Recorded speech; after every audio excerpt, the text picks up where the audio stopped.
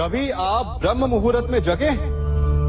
जगकर देखिए, संध्या होने के पश्चात जब रात्रि का अंधकार सारे संसार को धीरे धीरे अपने अंधकार में निगलने लगता है, तो यही अंधकार ब्रह्म मुहूर्त में भोर होने से ठीक पूर्व तनिक अधिक काला हो जाता है।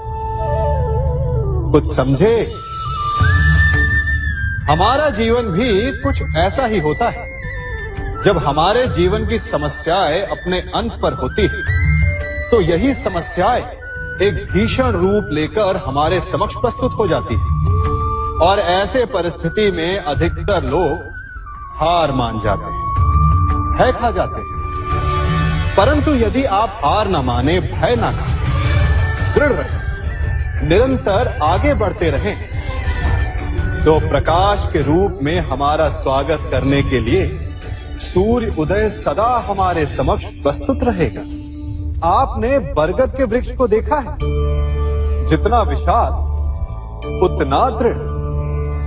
पतझड़ में वो सूख जाते हैं, परंतु दुर्बल नहीं होते, टूटकर गिरते नहीं। और उसके विपरीत दलदल में उपजे वृक्षों को देखिए, वो दिखने में तो बड़े होते हैं, पतझड़ आए या शीत सदा हरे भरे होते हैं, परंतु इतने दुर्बल होते हैं कि जलधारा के हल्के से वेग से वो गिर जाते हैं। परंतु ऐसा क्यों होता है? कारण है जड़ें।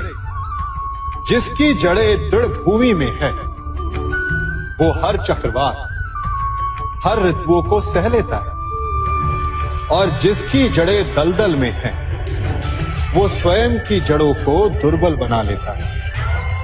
कुछ ऐसा ही मनुष्य भी होता है, जो अधर्म, कुकर्म और असत्य की धरा पर उपजा है। वो समय की एक मार भी नहीं सह पाता, और जो मनुष्य सत्य, धर्म की धरा पर उपजा है, वो हर समस्या से अविचलित हो जाता है। अब आप पर निर्भर करता है कि आप क्या बनना चाहते हैं। मैं क्या कर रहा हूं? मैं दिए प्रज्वलित कर रहा हूं ताकि अंधकार को मिटा सकूं। अब आप कहेंगे कि इसमें कौन सी बड़ी बात है ना? परंतु इसमें महत्वपूर्ण बात समझने के लिए यह है कि मैं क्या नहीं कर रहा हूं, और मैं अंधकार नहीं कर रहा हूं। क्योंकि अंधकार को मिटाने के लिए प्रकाश का अस्त्र तो उठाना ही पड़ता है। बुराई को बुराई से नहीं, अच्छाई से जीता जाता है।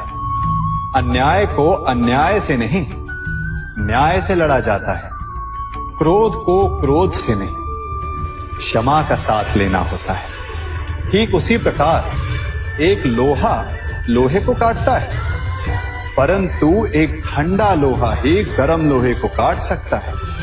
इसलिए यदि आपको अपने जीवन में विजयी होना है, तो अपने शस्त्रों को, अपने अस्त्रों को सोच समझ कर उठाइए, क्योंकि एक अनुचित सोच परिणाम पर भारी प्रभाव डाल सकती है।